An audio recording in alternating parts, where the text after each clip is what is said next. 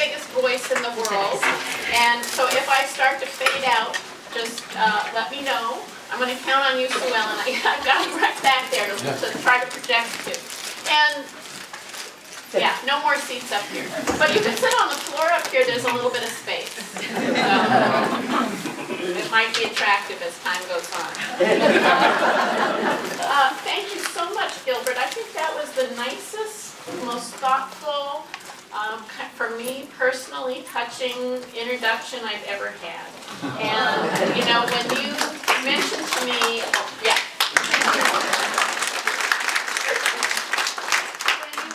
To me outside that this is the 25th anniversary of On Gold Mountain. I hadn't even realized that. 20th. I don't know. He said 20th. He said 20. Yeah, I hadn't even realized that. And that means that I started writing On Gold Mountain 25 years ago. So I just want to say a couple of things. I've never done an event quite like this, you know, where I was really going to talk about how I did my research and how you can do your research for your own families. And so I sort of feel like this should be a little free-flowing. I don't want to talk too much. I want to leave plenty of time for all of you to have questions. I thought I should start a little. How many of you have read On Gold Mountain? Okay, so let me just start for the people who haven't. I'm just going to give a little brief history of the family so that then as I talk about the ways to do research, you'll see a little bit how I used it to tell the story of my family, to tell the story of the Chinese in America, and tie that in so that you'll know what I'm talking about. And then I do have these 8 points. 8 is always a good number in Chinese. So as I was writing this up yesterday, I realized, oh, this is great. So a little bit about the family. When I was growing up, our family had a store, or one part of the family had a store on Ord Street. The other part of the family had stores right in New Chinatown. But I spent most of the time in the store that was on Ord Street. And at the end of the day, my grandparents and my great aunts and uncles would go to what they called the back of the store. It was actually a little alcove just inside the front door. And they would tell these stories. You know, they'd have some tea, maybe they'd have a little scotch, depending on the day. And they would tell these stories about the family and how my great-grandfather had come here as a boy by himself when he was only 14, how he used to sell tickets to see his stuffed mermaid, how he used to, and even as a little kid I knew this part of the story, how he used to sell crotchless underwear to brothels. He was the first Chinese in America to own an automobile, how he had 2 wives, 12 children. So those were the stories I knew. And there were a lot of people for about 100 years who had approached the family to do a book or a magazine article or even a film script. And always our family had said no. And I think there were 2 reasons for that. I think on the one hand, and I just want to stop first and say I have a lot of family here today, which is wonderful. So they might catch me out on a couple of things. And I should have said this before. Thank you to whoever brought these flowers. They're so pretty today. And also so wonderful to see people that I know who have helped me with my books. Not just On Gold Mountain, but all of them. So I'm going to be calling on a couple of you later, so don't get nervous. Okay. So a lot of people who had approached the family, and always our family had said no. And there were really, I think, kind of 2 reasons for this. On the one hand, kind of a certain amount of arrogance, like, oh, why should we participate in their project? And on the other side, a fair amount of shame and embarrassment, because a lot of what had happened in our family was either borderline illegal or full-on out there illegal. And I also think that in the Chinese culture, and you know, maybe you will disagree with me on this, there is a certain kind of reticence about not wanting to tell other people about stuff they should know about, you know, all those kinds of family secrets and things that aren't even such secrets, it's nobody else's business. And so, so that's how things have gone for about 100 years. Then about, what would be 27 years ago, a friend called me, and she was doing a book on prominent Chinese American families. Her name is Ruth Van Lum McCunn. She wrote 1,000 Pieces of Gold, and she's written a lot of books on Chinese American history and families and people. And she was doing this book on prominent Chinese American families, and she wanted to include our family. And I called my great aunt and said, do you want to participate? And as usual, she said, oh, no, we don't participate in things like that. 2 years later, on the eve of my great aunt's 80th birthday, that book came out. And I got a copy and I gave it to my great aunt at her 80th birthday party, a big banquet at Mirawa, if you all remember Mirawa downtown. And the next day her daughter called and she said, my mom realized she made a mistake. Why don't you come over and she'll tell you some stories. And that very first day I heard things I'd never heard before. My great-grandfather didn't have 2 wives, he actually had 4. And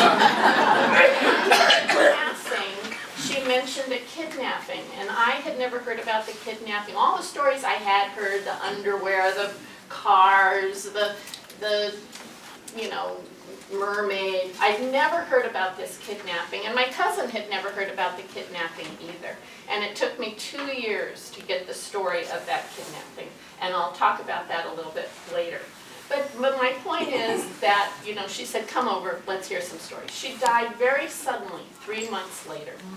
And at her funeral, which was a, big traditional Chinese funeral, and had a nice banquet at Empress Pavilion, people in the family started coming up and saying, we know Auntie Sissy was talking to you.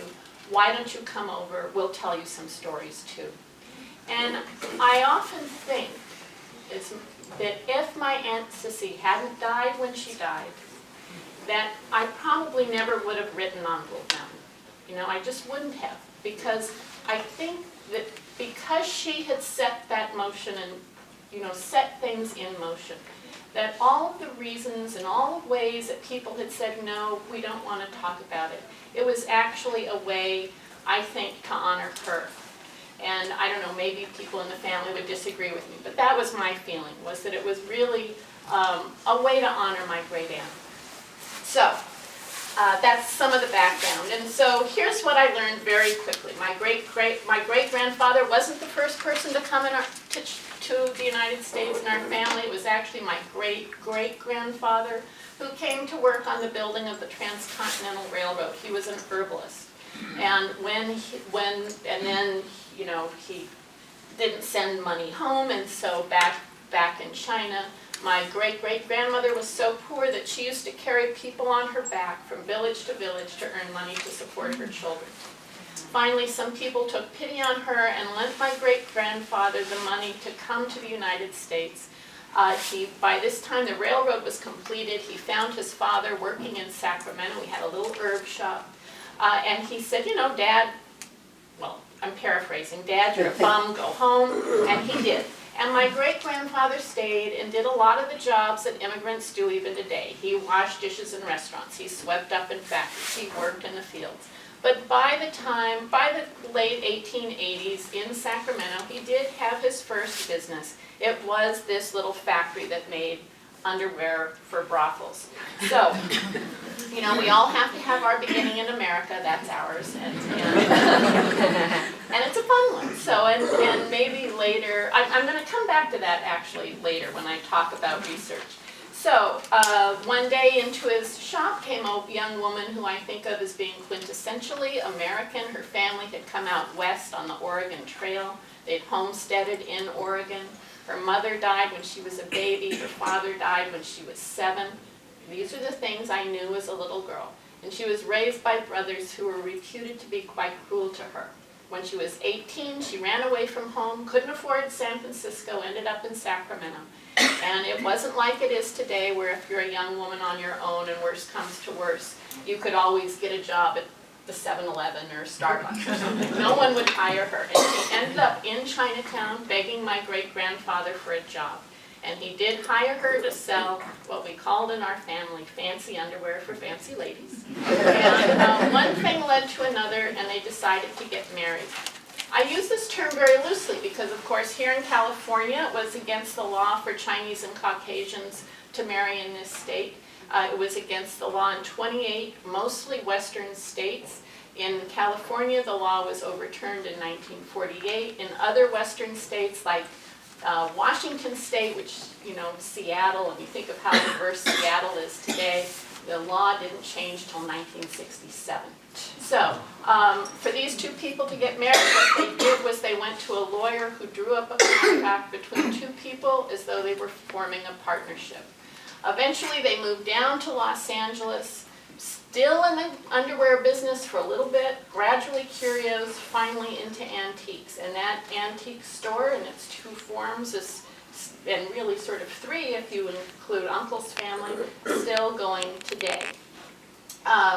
When my great-grandfather was in his 60s, the whole family went back to China on a business trip, on a buying trip. And while they were there, I think that my great-grandfather realized that as high as he had gone here in the United States, you know, as much as he had done and as much as he had accomplished, he was only going to get so far. You know, he couldn't be legally married to his wife, he couldn't own property, although we always figured out ways to get property. You know, that he could only go so far. And so he thought, well, I need, you know, in China he could be the big man he always wanted to be. So he, in the sort of big town near the home village in Fatsan, now called Foshan, he built the Fatsan Grand Hotel. He built a beautiful house there, right near the hotel. In his home village, a village which, you know, 200 years ago was probably about 300 people, and when I visited, still about 300 people. He built a house that he couldn't have here. And to me, it's always reminded me of like Star Trek. Like he beamed up a house, like what was the ideal in 1920? The ideal would be one of those Spanish-style mansions in Hancock Park. So like Star Trek, that he beamed up one of those houses, sent it across the Pacific, and dropped it right into this little tiny village. And the problem, of course it had its own Chinese elements, but it does have a very kind of Spanish-style look to me. Anyway, the problem with having all of that there was that he needed someone to take care of it. And he thought at first that that person should be my grandfather, Eddie, who was just 14 years old. And because he'd been on his own since he was 14. But my great-grandmother didn't like this idea. She packed up all of the children, brought them home, and a few months later intercepted a letter that had been written to her brother-in-law, took it to a letter reader in Chinatown, and found out that her husband, who was in his 60s, had married a 16-year-old girl.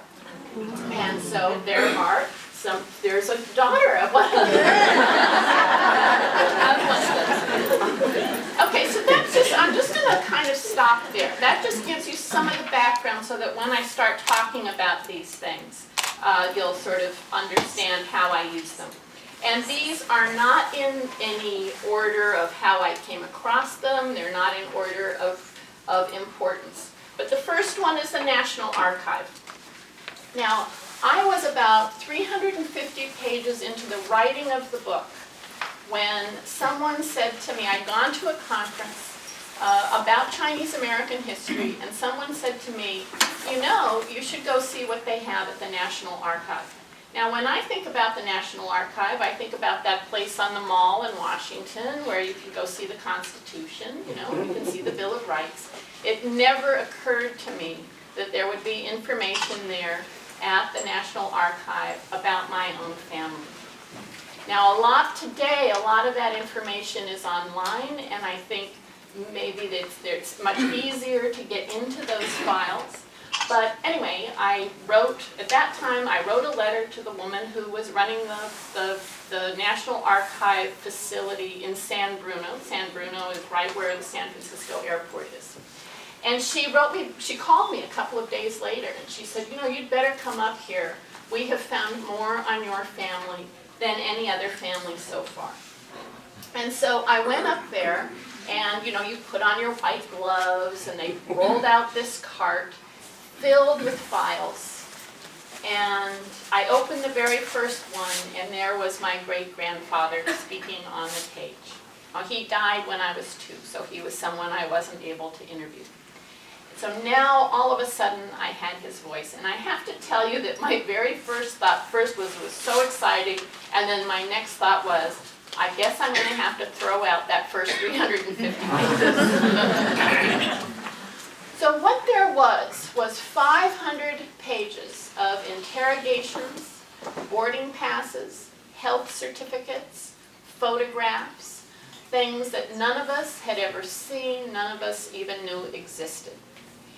And actually what those files showed me, they gave me all this dialogue, which I hadn't had before, but one of the things they showed me was that actually all the stories that people had told me were very, very accurate.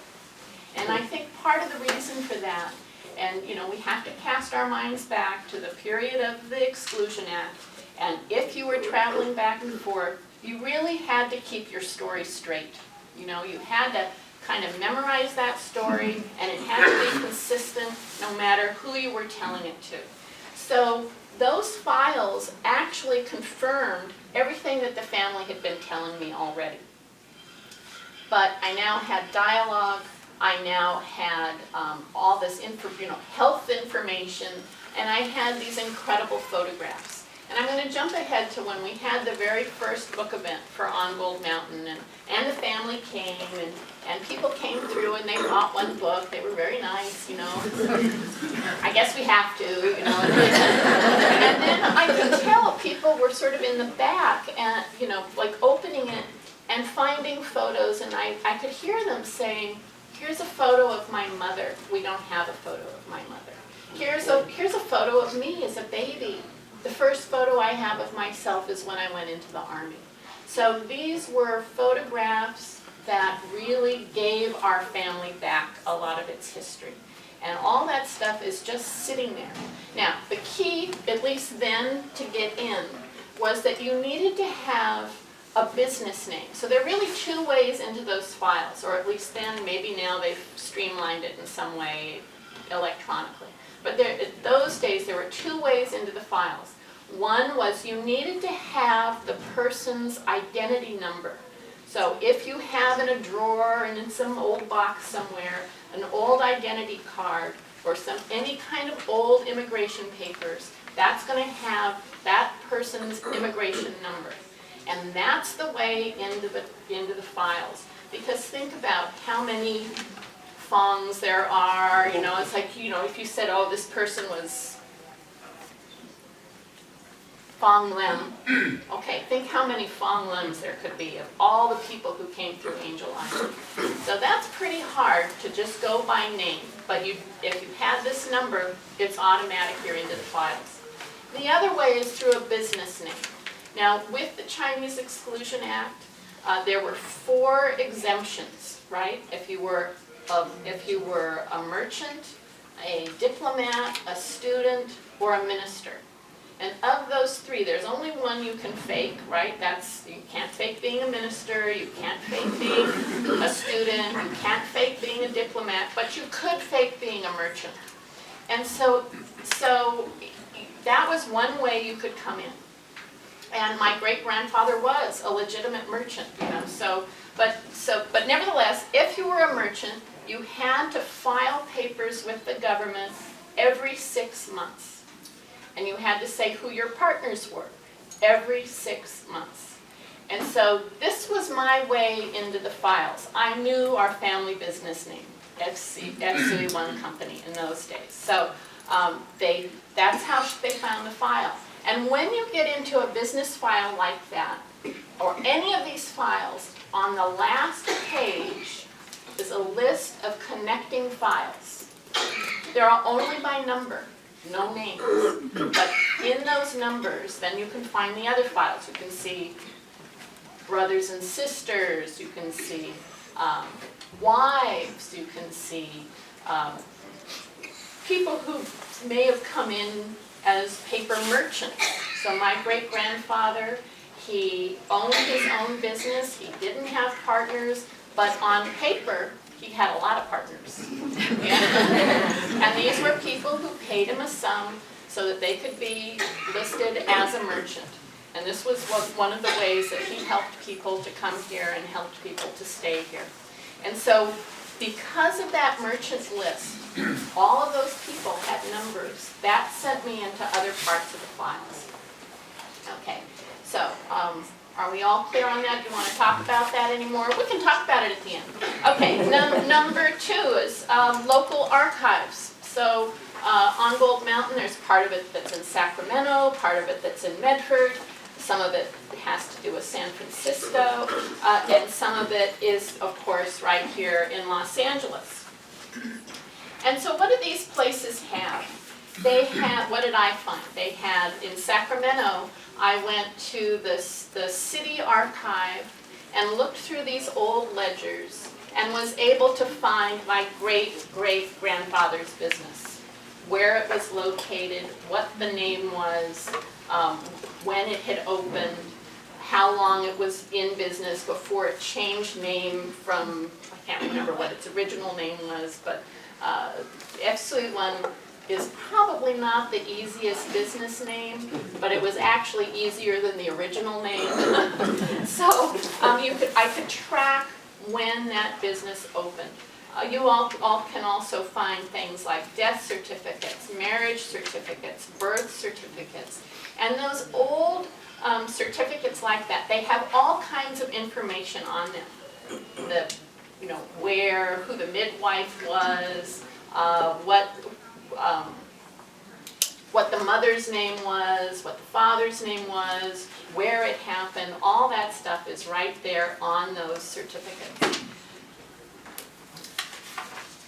Okay, number 3, that was a quickie.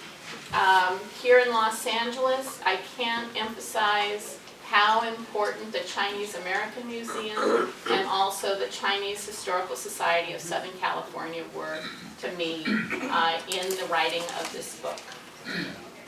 And it's not even because Sue Ellen and Eugene are here. I had it right here, number 3. So, what do they have? They have a great wealth of books. They have unpublished dissertations. They have photographs. They have knowledgeable people who've been doing this research for a long time. And they have, at least the Chinese Historical Society did in 1977 to 1980, an oral history project that I used not only for On Gold Mountain, but I also used it for Shanghai Girls.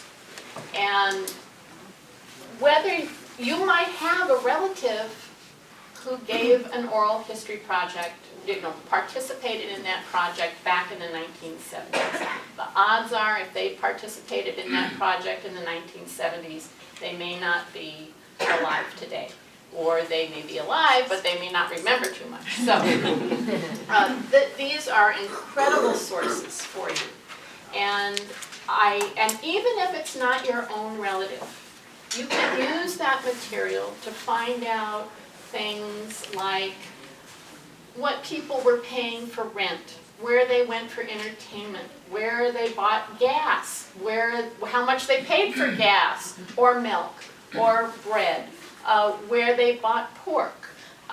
All of these details, and of course what their experiences were, because I think that particular oral history project, and I've looked at oral history projects that were done by the Museum of the Chinese in the Americas in New York. I've looked at them at the ones that they have in San Francisco, the Museum of Chinese American, whatever that one's called. But I really do believe that the one that you all did is truly the best one that I've ever seen, because the questions were really good. And the people who were asking the questions knew how to do the follow-up question. Now, since we have these two people here, I was hoping, spur of the moment, maybe you could just say a little bit about what you have there and how you help people when they're coming in. Because I send a lot of people to both places. I think Sue Ellen and Munson were project directors, and I can just ask people to speak. Yeah, but no, I just meant actually, like, you could talk about what you have at the Historical Society. The kinds of things you have and what you do, and when people come to you, what do you offer? Okay. Starting with the Oral History Project, that involved interviews of 165 people, some for multiple sessions, and the interviews have been more or less transcribed, or summarized, and printed in a set of 7 volumes at the Historical Society's library. And there has been a lot of follow-up interviews.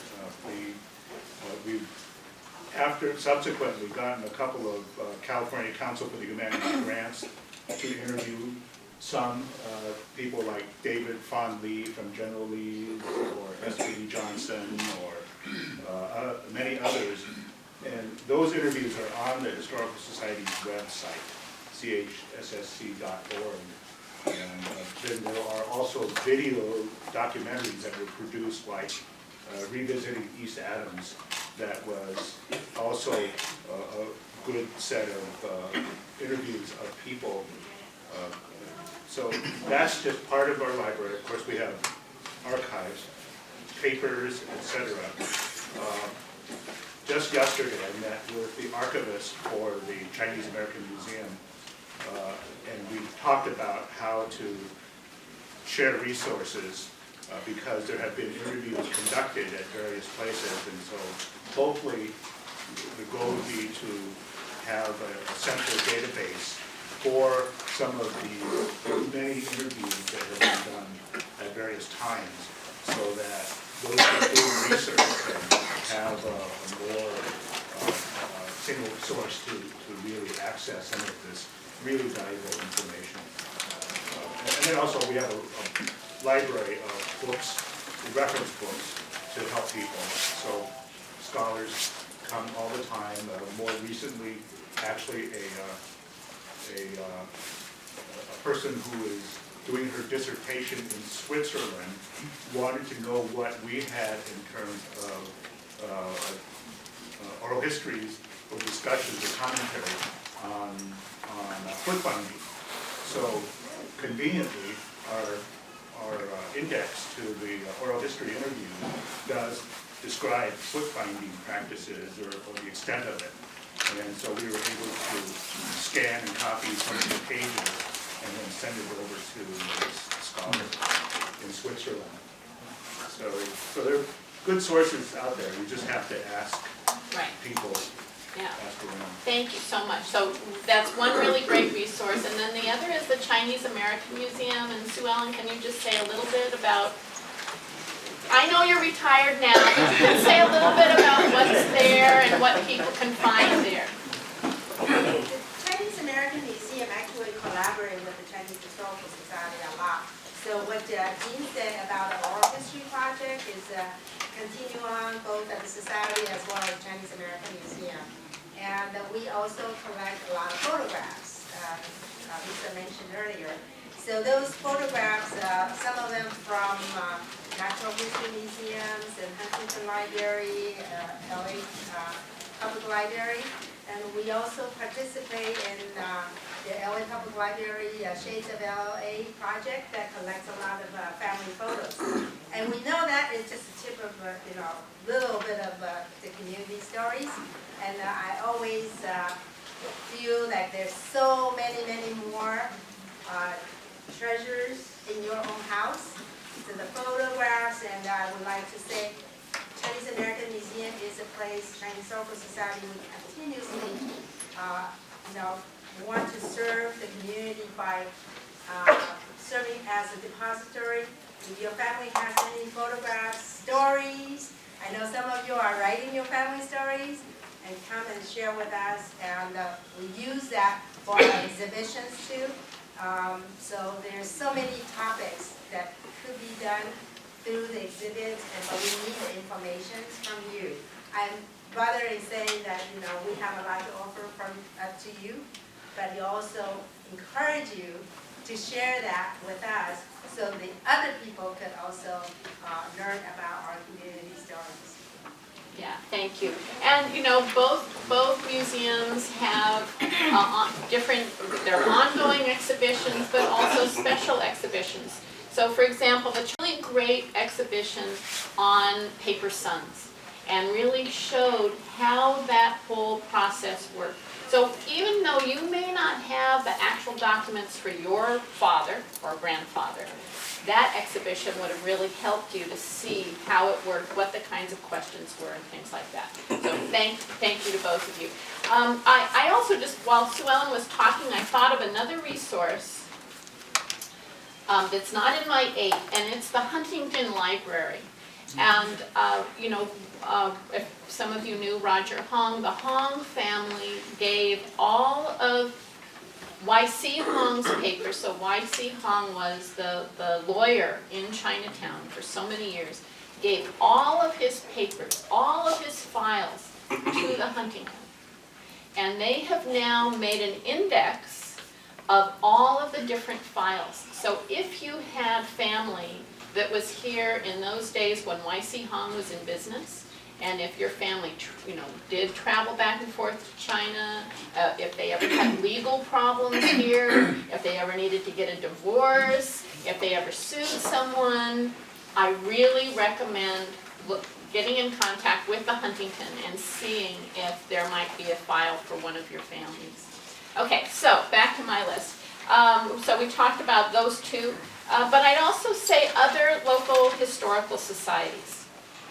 So for me, for my great-grandmother, who was a white woman, I didn't know much about her. What I knew was what I told you before, that her parents had come west, or her family had come out on the Oregon Trail, that they'd homesteaded, that her mother died when she was a baby, that her father died when she was 7, raised by brothers reputed to be quite cruel to her. She ran away from home at 18. That's all I knew.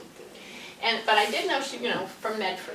So I contacted the Southern Oregon Historical Society. And this woman, it was just a random researcher there. And I told her what I was looking for. And while she was doing research on other things, if she ever came across the Pruitt family, she would Xerox it and fax it to me. So over about 2 years, and she found, a list of the graduating class of, 18-something, and Ticey's name was in it, and she faxed that to me. And once that she found a notice of when would be my great-great-grandfather on that side when he had died, and the notice in the newspaper. She sent me the original homesteading document, which she happened to find while looking for something else. She faxed that to me, and then she sent me a note saying, just for fun, I thought I'd drive by that homestead and see what was there. And so the old barn is still there, and why don't you come up here? Why don't you just come up here and take a look around? At this point, there had been no contact whatsoever between our family and the Pruitt family. The family story was that when Ticey married this Chinese man, her family totally disowned her and she never saw them again. So I didn't know if there were any Pruitts there. I just went up to go to this, to just see what I could see.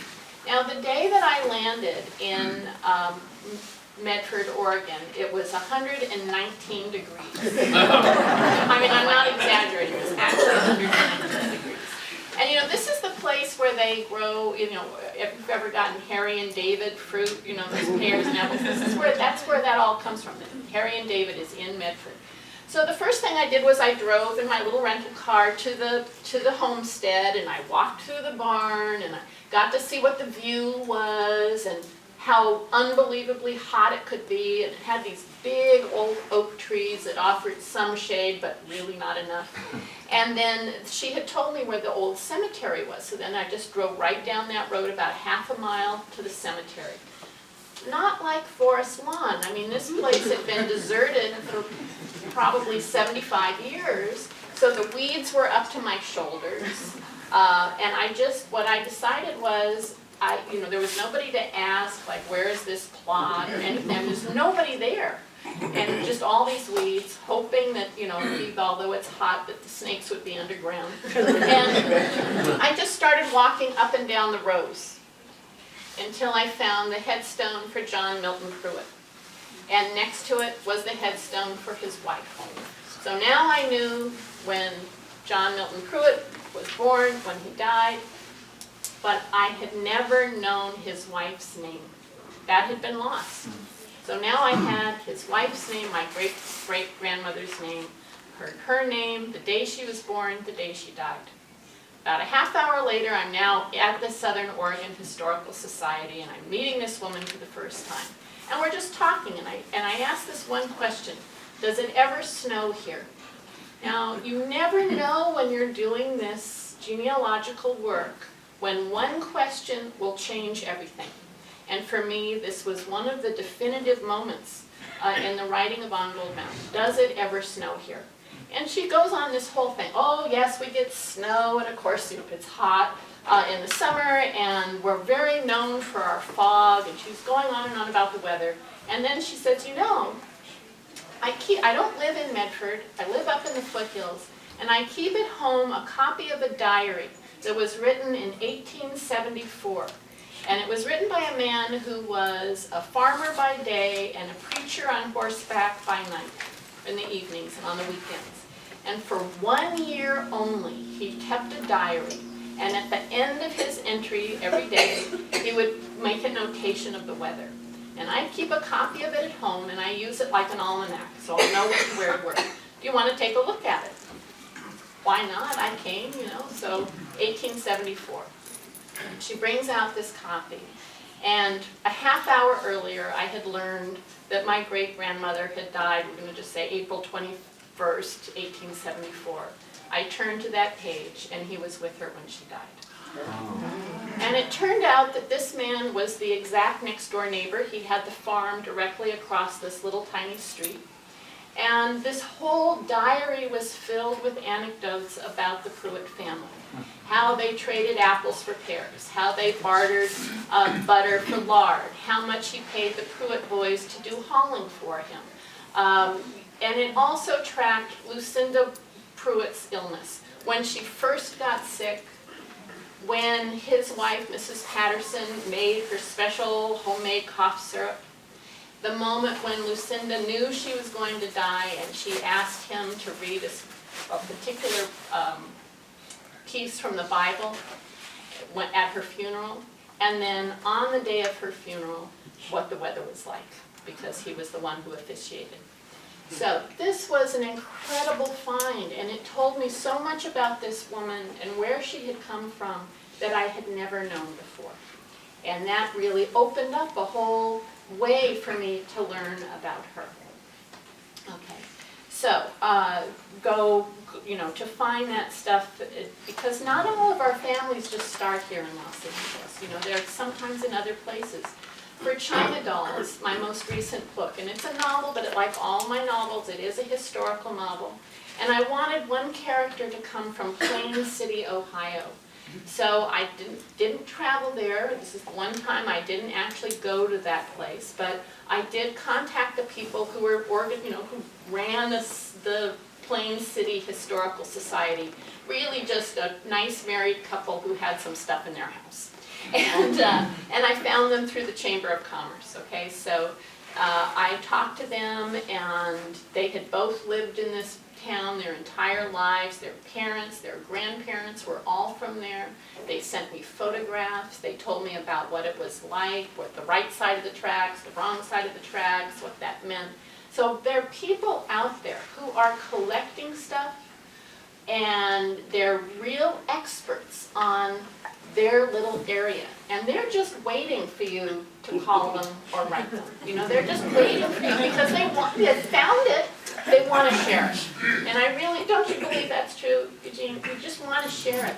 So, they have it, so all you have to do is find them, and it's not that hard to find them. Okay, next thing, oral history. Now, who do you want to interview? That's first you can make a list. And I will just tell you from my own experience, start with the oldest first. Start with the oldest people first.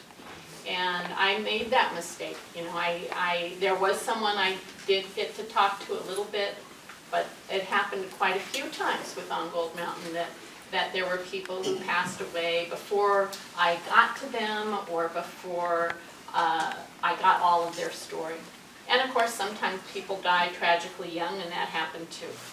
But think about who, and then when you're with that person and you're interviewing them, who else do you think I should talk to? You know, we talked about this. Who else do you think I should talk to? What kinds of questions? Now, we talked earlier about how people can be a little reticent about wanting to talk about family stuff. And so you don't start with the tough questions. You don't start with, so what was it like to be kidnapped? Don't start there. So what was it like when your baby died? Don't start there. You know, what was it like when your husband had that affair? Don't start there. Just don't, you know, just really take it from me. Don't start there. Start with stuff that's really easy. So things like, what kinds of foods did your mother make for you when you were a child? What kinds of games did you play when you were a child? One of the things that Akern and in our families, different people who had, you know, spent their childhoods in the home village talked about how when they were kids, they would gather up all the apricot pits from the adults when they were eating their apricots. And then they had this game where they would throw up the apricots, the pits, and then, or plum pits, and then how many landed on the back of their hand after they threw them up, how many landed on the back of the hand, that was the winner. Now, that kind of story tells you a lot, right? It tells you how poor they were, because there weren't any toys, you know, they didn't have G.I. Joe or Barbie. It tells you a lot about how people were living. So, what kinds of foods? What kind, you know, what did you play? What did you play with? What was your first memory when you first came here? For many people of a certain age, when was the first time you had ice cream? What did you think about it? So you're asking these questions that actually give you a lot of information. They tell you a lot about how people lived, what their family was like, what their circumstances were like. But along the way, you're building some trust so that by the time you get to that place where you're saying, so tell me about the kidnapping, they're going to be willing to talk to you about it. However, in my case, they still weren't willing to talk to me about it. And it wasn't until I went to China, and I'll talk about traveling, but it feels like it fits in here for a second, that I went to China and I was taken to the home village, and I still had family there, and they were showing me in the house, oh, this was the place where the kitchen god was, and the wall was thinner there, because it was a little niche, right? And so this was where the kidnappers broke in. And then this is the room where the mother was, and this is the room where the boys were, and that's where the big pot was that Akern hid behind. And they showed me the whole thing. When I came back, and you'll think all we do is have banquets in our family, but the day I came back, we were having a big banquet. It must have been somebody's birthday, I think. And my uncle Akern was there, and I went up to him and I said, you know, I just came back from China, and I was in Dimtao, the name of the home village, and I saw it all. And I just, you know, can't believe what you went through. And anyway, the next time I went to interview him, he told me the whole story. And I think it's because I went there. Like, I really showed him that, yes, this was, like, now I knew what it looked like and what it felt like. And we sat together. He had this little love seat in his house, and we sat right next to each other, both of us staring straight ahead. We had a little bowl of peanuts between us. And he just started talking about what this was like. And what had happened was that he was the eldest. The kidnappers knew that they needed to take 3 kids, and 3 boys. And he hid behind this little pot in the room. And they got 2 of the boys, and then they couldn't find the other one. You know, there was just one more they knew they needed to go to. And later I interviewed one of the sister in Hawaii, and she told me about how the kidnappers came and felt her ears, and they felt the earrings, her earrings, and they said, oh, she's just a girl, she's not worth it, we'll leave her behind. But they did take a baby, a little baby boy, who they hadn't planned on taking, and he died very quickly. And then the other 2 kids were kept for a year by these kidnappers. And then later I was able to track how people left here to go back to China to negotiate with the kidnappers. All of that's in the National Archive material. Because all of the interviews that they did to get out and then to come back in around this kidnapping, where the kidnapping is never mentioned, but you know why they're going because of the dates and what their excuse was. So there we were, sitting in this little love seats, both of us staring straight ahead, and he starts to tell me the whole story and what it meant for him to hide and how he had been living with that the rest of his life. And that he said to me at one point, he said, you know, if I hadn't hidden the baby wouldn't have died. And that he lived with that his whole life. And, you know, I felt like if I hadn't gone to China, if I hadn't talked to everyone else, that I never would have gotten the story of the kidnapping, something that had been kept such a secret for so long. Okay, so those are some of the types of questions. I'd say just listen. Just listen to what people are telling you. And when they don't want to talk, just be quiet. Be quiet and just, they'll be nervous. And then they're going to want to start filling in that silence. And every reporter will tell you that. Just be quiet. Just keep your mouth shut and people will start to tell you things. Okay, number 6, letters, diaries, photos. Obviously, so important. Photos, you can learn so much from a photo, right? A photo is worth 1,000 words. What's in the background around it? How are they dressed? Where is it? Going places, I've talked about going to Medford. I talked a little bit about going to China, but I do want to tell you this one other story about going to China. So, we went all through the stuff in Foshan, and then we went out to this village, to the house, this house that I'd always heard about. And half of it had fallen down during the Great Leap Forward because they'd taken all the metal out. But it was still there, and it was still just beautiful compared to anything else in the village. And this house was 2 stories, and then it had a pavilion on the roof. So one thing I can say about my great-grandfather, and it's sort of awkward to say this in front of other people, but one of the things, especially when there's family here, was that he always ruled the family with an iron fist, and that he could be pretty stingy. He didn't like to spend his money. Is that a fair assessment? Yeah. Yeah.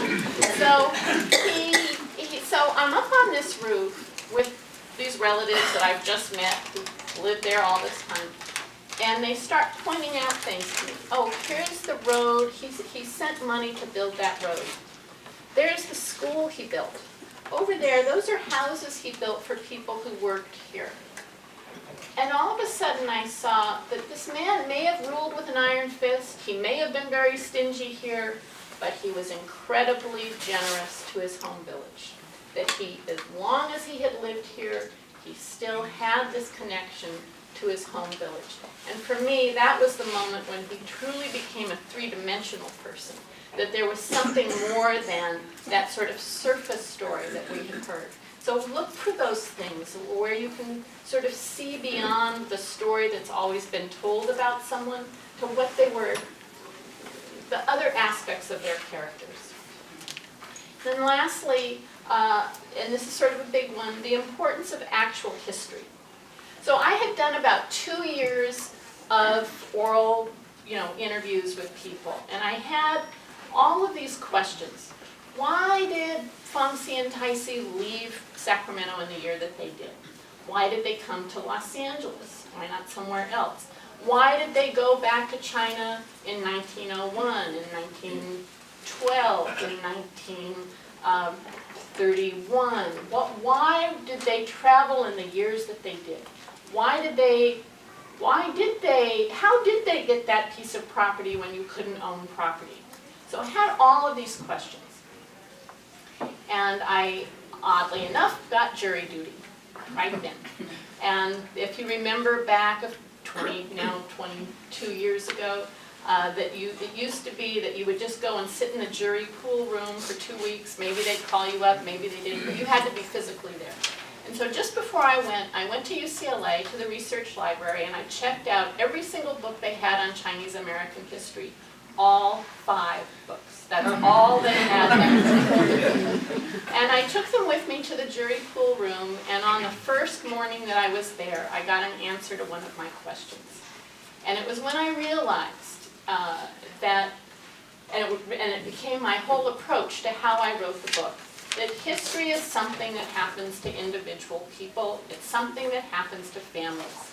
We tend to learn history in terms of wars and dates, that sort of front line of history where there's soldiers and battles and generals and presidents and prime ministers. But if you take one step back, who's there? It's women and children and families. And that history, that bigger history, is still happening to all of those people. It's happening, you know, it happened to our great-grandparents, our grandparents, our parents. It's happening to all of us, even as we sit in this room. But we may not really be aware of how it's affecting us, because we're just trying to get by day to day. Anyway, I saw on that day that, oh, here was an example of something, a historic moment that had nothing to do, had not come from my family. It was something that came from the government or came from the state. I can't remember what it was now.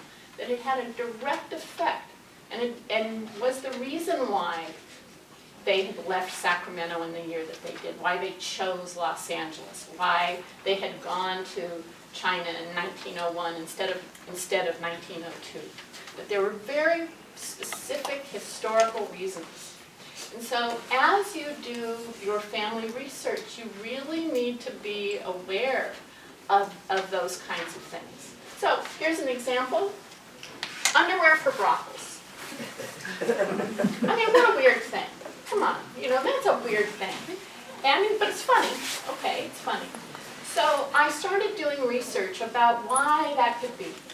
You know, why that of all things? And I mean, apart from the fun aspect. And what I found was, you know, that there was actually a sort of historical and a sociological reason. In those days, there were very few women in California. Across the board, not just Chinese women, I mean just women. There are very, very few women in California, about 1 woman for every 20 men. And some of those women were married to people like Crocker and Stanford and Huntington. The majority of those women were actually in the world's oldest profession. So just from a sociological standpoint, what does that mean? That means that there was no one in California to do the laundry. So people used to send their laundry back to China to be washed. And that was a 2-month round trip. If you were lucky, you know, if there were no storms at sea, right? So there would be steamer day, the ship would come into San Francisco, the clean laundry would come down, everyone would look really good for about a week, and then it was downhill after that. So that was one actual sociological reason why those women who were in the world's oldest profession needed to have a lot of undergarments. And in fact, in California, there was a special guild, the Guild of Bright-Colored Clothing, which was all Chinese manufacturers. There were 133, I think, members of this guild, and that's what they made. And all of these men who did this, you know, fancy lace work, and, you know, it was all Chinese men, all completely done by Chinese men. So that sort of took that sort of goofy story and made it into something where you could see the historic reason behind it. All right, so when you're talking to people and you want to try to see why did they do things when they did, you could ask things like, why did you leave China when you did? Did the Exclusion Act have any effect on what your experience was here? Did you pass through Angel Island? You know, so many people who came through were paper sons, and I know for many, many families that's still a very big secret, and that many people don't find out that their father or their grandfather was a paper son until after they pass away. So, you know, I think that's one of the reasons for me, and I know I get a lot of email about this. People who've read Shanghai Girls will say, I found out my father was a paper son. He's gone now, but your book tells me what his experience could have been like. Confession program, you know, was anybody in your family affected by the confession program? Affected by land laws? Affected by miscegenation laws? So if you can look at some of those, you know, asking about the history and how it did affect people. So those were my 8. And we still have some time for some questions. I think I blabbed on way too long. I'm sorry about that. Any questions? Yes? What's your next project? Oh.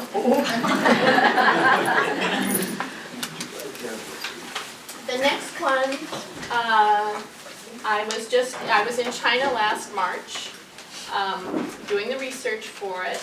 And I can tell you 3 things about it.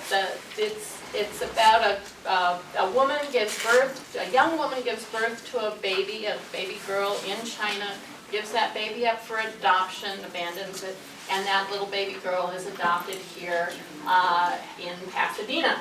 And so it's definitely my most contemporary story, and it's the story of the mother there, the mother here, and this girl. I always have a historic backdrop. And for this one, it's tea. And one particular tea, pu'er tea, you know pu'er, or some in Cantonese pone. So this really comes from Yunnan, and you know that is the birthplace of tea. And I don't know what you all know about this tea, but it's not grown on shrubs. It comes from these ancient tea trees. Because all tea originally was grown in trees, and all those little shrubs you see on all those pretty terraces, that's all been cultivated down over centuries from trees into these little shrubs. And every shrub you see like that is a clone. So anyway, this all comes from these big trees. And this area in Yunnan is interesting. Yunnan is a global biodiversity hotspot. And that means that they have more varieties of plant life than altogether in the rest of the northern hemisphere. They have more varieties of animal life in that one province than in the rest of China. And this diversity also applies to humans. And so China has 56 ethnic minorities, of which 40 of them are in Yunnan. So there are a lot of the ethnic minorities work with the care of these old trees. And some of them, 200, 800, 1,000. There's one tree, 3,500 years old, they know was cultivated for tea. Anyway, one of the ethnic minorities are the Aka. And they're actually a little subgroup of the Hani. Now, Aka have a completely, it's like maybe 1% of Chinese culture, but the rest of it is completely their own culture. They came about 800 years ago down from Tibet, and they're in Yunnan, Laos, Thailand, and Myanmar. So they have their own language, their own clothes, their own food, their own traditions, and I've really had a great time learning about them and meeting them. Yes? Have you done research in China about the lives of your characters Oh, absolutely. while they were in China? And Oh, yeah. is it pretty easy? Or? Here's the interesting thing I've found, is that people actually want to tell you their stories. The older they are, the more they want to tell you their stories. And if they think they're never going to see you again, they're definitely not. Again, are there archives? Oh, archives there. It's funny, I'm trying to think what archives, the only one that I was able to really use was when I was writing about the secret language. And they had at that time a tiny little museum. And then the curator of the museum sort of took me through their collection and what was in it. And one of the problems in China, and it's really so tragic, is that during the Cultural Revolution, so much was destroyed. And in our home village, in the family association house, all those plaques that you see, all destroyed. So the whole, and that happened all across China. So in those 10 years, they destroyed so much of, not only national history, but also family and village history. So it's pretty hard. I mean, and I think even to this day, there hasn't been a big push to collect stories. So I think most of the people who are doing that are actually foreigners. There's a guy who went to China who went in and just went out to document and find and then document all the women he could find who still had bound feet and get their stories. There's another person, her name is Shinran, so she is Chinese, she goes by one name like Cher, and she's done a really interesting series of books. She, of course, grew up in China. She was a radio personality there, sort of the Chinese Oprah, let's call her. And there was a call-in show, and people would call in and tell their stories. And now she lives in the West, but she's done this whole series of books trying to capture stories of older people before they disappear. Yes, Munson? Question about China. So that leads to, was the Chinese language a barrier for you? And if so, how did you kind of circumvent or overcome it? So when it's something written, I find somebody like your beloved wife who has helped me many, many times. And a couple times she sent stuff to you. Was it your brother and sister-in-law? And they translated some things for me. I've used students from UCLA to translate stuff for me. When I'm in China, I always hire someone who speaks that local dialect, that very specific local dialect. And then, that's very helpful. And then when I have stuff that needs to be translated there, I actually like the fact that it's just a regular, it's not a professional, like a UN type. That kind, or a scholar. It's not a scholar. It's somebody whose job it is just to translate, really, basically for tourists. And so, to me, that gives me a much more colloquial translation, and that's actually much more useful to me than when somebody's been sitting in a room looking at each character and really thinking, what was the hidden depth behind that particular character? I really prefer to have that sort of looser, more colloquial translation. Lisa, I know, thank you so much. You always very generously share your experience with everyone, and I know in this group, many of the families have a lot of stories they want to write it, but they listen to you, and you are exceptionally wonderful writers. Do you have any advice to people like ordinary people? I should have started with that to begin with. So when I started on Gold Mountain, I thought it was going to be one of those letters you get at Christmas. Like you get the Christmas card, and then there's one, thing like this that's folded up inside. It has one page, and I thought, I'm just going to go out and I'm going to try to get, because originally, just, from my aunt, I want to just get the dates, the names, and the where, sort of who, what, and where. But things got out of control. Then I thought, okay, I'm going to write a magazine article.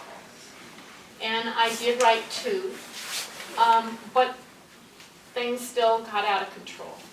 But I think don't worry about how, you're just I need for my family. And you know, for so many of us, if we don't do it now, then it's going to be lost. And once it's lost forever. And I felt that when I've always felt that since working on Gold Mountain, but when I was working on Shanghai Girls, and I wanted to write about China City. And do any of you know China City, remember China City? So it was sort of a, yes, you remember China City. So it was a tourist attraction that was started by the same woman who started Alvera Street. It was just right across the street. So Alvera Street's supposed to be this authentic Mexican marketplace. Not too authentic, but it's fun to go there. And China City, kind of the same thing, it's this authentic Chinese city. And it was surrounded by this miniature Great Wall, and inside it was built from the leftover sets from the filming of The Good Earth, and things like that. So, you know, not terribly authentic, but it did have this wonderful charm, and people loved to go there. And I wanted to talk, you know, today, not a brick left. It's been wiped off the physical map. And I wanted to talk to people before those stories were gone, you know, because once they're gone forever. So just trying to capture that before they go. So, you know, how do you start? If you think of it as just a Christmas card, just, you know, one of those things you write on one piece of paper. And it doesn't have to be, you know, yes, I am a professional writer, but it doesn't have, you don't have to worry about that. Because what you're doing is something from the heart. And you're just trying to capture these stories. And why are we doing it? You know, we're doing it for our children and our grandchildren. That's why we're doing it. So I wouldn't worry too much about the style of it, you know, because that's not what all of us are trying to do. You know, we're trying to just capture these stories before they're gone and pass them on to our children and grandchildren. I hope that's a help. Okay. And one more question, or are we done? Okay. We can always ask some more questions outside. Yes, we can. Okay, thank you so much, Lisa.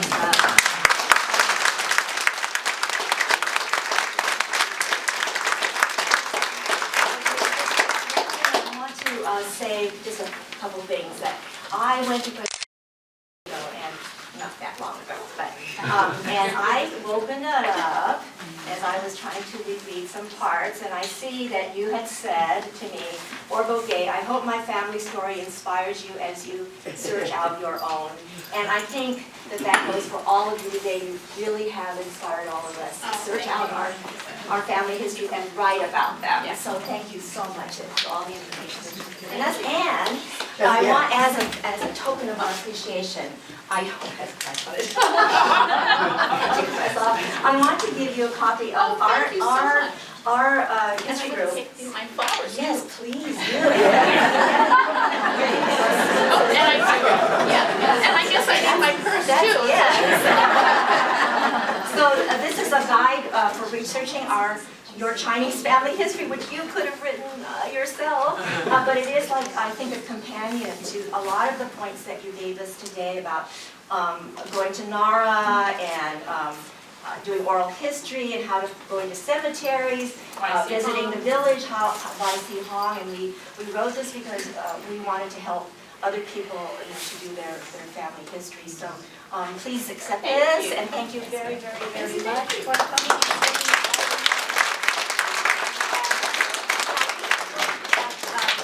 Signing books right outside. You can still purchase books. Steve and Trey, I think you'll be out there if you want to purchase them.